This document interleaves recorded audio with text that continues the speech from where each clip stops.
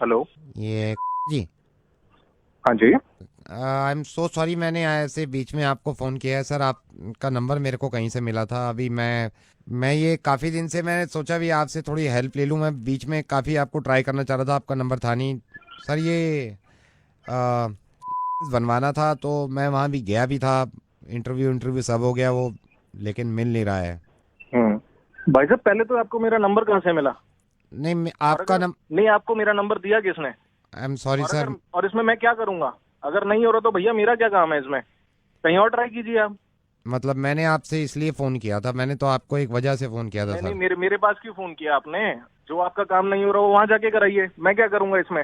नहीं सर, उन्होंने तो मना कर दिया है कि नहीं हो पाएगा। उन्होंने मना कर दिया तो मैं क्या करूंगा इसमें? तो आप करा देते सर। नहीं, मैं नहीं करा सकता ना। ये जो काम जिसका है वही कराएगा। मैं नहीं करा सकता ये काम आपका। आप वहीं पे जाके ट्राई कीजिए। Sir I am sorry but sir कुछ ले दे के नहीं, इसमें अगर आप। सॉरी? ये क्या बदतमीजी है? क्या ले दे के? जो काम मेरा नहीं है उसके लिए मेरे को फोन कर रहे हो? मेरा सर कुछ नंबर ले लिया पैसे कहीं मैं से अगर तुमने? आपके घर पहुंचवा दूं, मतलब आज ही पहुंचवा दूं अबे मतलब। गधे साले, तू मेरे को रिश्वत दे रहा है? तेरे को पता है तू क्या बात कर रहा है? सर वो 2 मिनट के अंदर अंदर करवा सकता हूँ मैं। हिम्मत कैसे हुई तेरी रिश्वत की बात करने की मेरे से? सर क्योंकि आप सरकारी एम्प्लॉय हो इसलिए मैंने क्यों? रिश्वत की बात कर ली। तो क्या क्या क्या सारे सारे सरकारी एम्प्लॉय रिश्वत लेते हैं? तो फिर ये कैसे हो गया कि हर मुसलमान टेररिस्ट हो गया? तो फिर ये कैसे आपने पोस्ट कर दिया कि हर मुसलमान टेररिस्ट होता है, इनको देश से निकाल दो?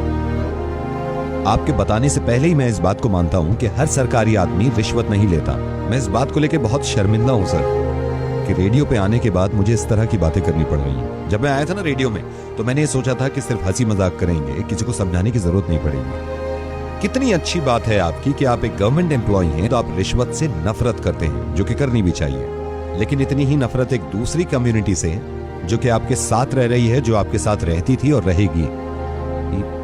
साहब, मैं रेडियो मिर्ची से नवीद बोल रहा हूं, और मुझे लगा कि मैं इस तरह आपको समझाऊंगा तो शायद आपकी समझ में आ जाए। फेसबुक का एक पोस्ट शेयर करने से आपका कुछ नहीं है सर, है ना, जिसमें यह लिखा हुआ था कि मुसलमान हिंदुस्तान से मोहब्बत नहीं करते, मुसलमानों को हिंदुस्तान में रहने का कोई हक नहीं है। इस चीज को आपने शेयर कर दिया। मुसलमान टेररिस्ट नहीं है, टेररिस्ट का कोई मजहब नहीं होता। अब मैं कैसे समझाऊं उन लोगों को? एक एयरक्राफ्ट में एक मुसलमान के कैन मांगने से उसको मना कर दिया क्योंकि उनको लगा कि ये मुसलमान है, तो कैन के ढक्कन से वो लोगों का गला काट देंगे। मैं खुद मुसलमान हूं और इस्लाम कहीं से कहीं तक इस तरह की तालीम नहीं देता। मैं आपको सही बताऊं, इस्लाम गले काटने की नहीं, गले मिलाने की बात करता है। बल्कि किसी भी मजहब में एक दूसरे से नफरत करना और एक दूसरे को मारना ये कभी नहीं बताया जाता। हिंदू, मुस्लिम, क्रिश्चियन, बुद्धिस्ट के घर घर जाके नहीं कह सकता मैं कि एक दूसरे से मोहब्बत कर लीजिए। और उन लोगों से भी मेरी नाराजगी है जो मुसलमान होके हिंदुओं से नफरत करते हैं और इस बात को बढ़ावा देते हैं कि हिंदुओं से नफरत करो, उनसे नाता खत्म कर दो। सिर्फ आपको यह बताना चाह रहा हूं कि एक मुसलमान को जान से मार देने में भी इतनी ही तकलीफ होती है इस इंसान को जो मरता है, और एक हिंदू को मार देने से इतनी ही तकलीफ होती है इस इंसान को जो कोई मारता है। इतना अच्छा काम करते हैं, इतनी अच्छी सोच रखते हैं कि रिश्वत ना किसी से लेंगे और ना ही किसी को देंगे। और मुझे मालूम है ये फेसबुक पे जो आग उगल रही है आजकल, ये पता नहीं कहां से शुरुआत हुई है और हम सिर्फ पुश करते हैं इस बातों को। जरा सोचिए, अगर आपको इस बात का अंदाजा हो भी गया कि आपने गलती करी, तो आप जिम्मेदार हैं उन 150 लोगों के जिन्होंने ये जाके शेयर किया है। और अब आपकी जिम्मेदारी बनती है कि हर किसी को जाके बताएं कि नहीं, मुसलमान गलत नहीं होते, मुसलमान साथ में रहते हैं, मुसलमान एक दूसरे से मोहब्बत करना जानते हैं। अगर हमारे मुल्क में या दुनिया में कहीं भी कोई इंसान कोई गलत काम करता है तो उसके बाद फिर ये नहीं देखना चाहिए कि ये हिंदू है, मुसलमान है, ईसाई है, बुद्धिस्ट है। उसकी सजा एक इंसान के तौर पे उसको मिलनी चाहिए कि ये काम इसने गलत किया है।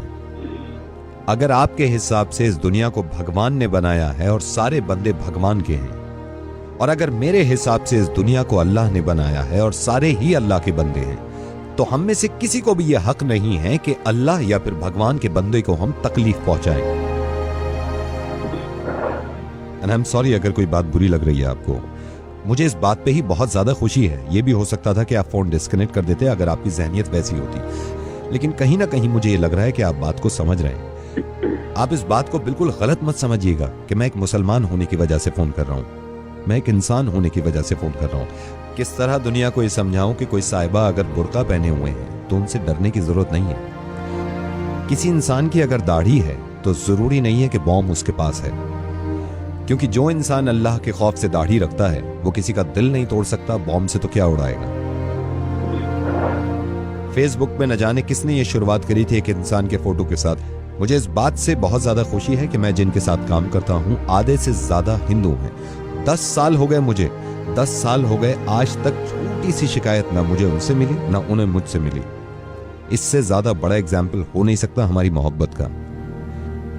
नावेद, आपसे वादा करता हूँ कि मैं लोगों तक ये मैसेज पहुंचाऊंगा कि ये काम ना करें और ये सब गलत है। बहुत बहुत शुक्रिया, धन्यवाद, थैंक यू सो मच। अब मैं आपसे कुछ कहना चाहता हूं जो सुन रहे हैं। एक दूसरे से इतनी नफरतें करने के बाद मुझे तो यही अंदाजा हुआ कि कोई हिंदू, कोई मुस्लिम, कोई ईसाई है। क्या सबने इंसान ना होने की कसम खाई है? प्लीज इंसान बन के रहें।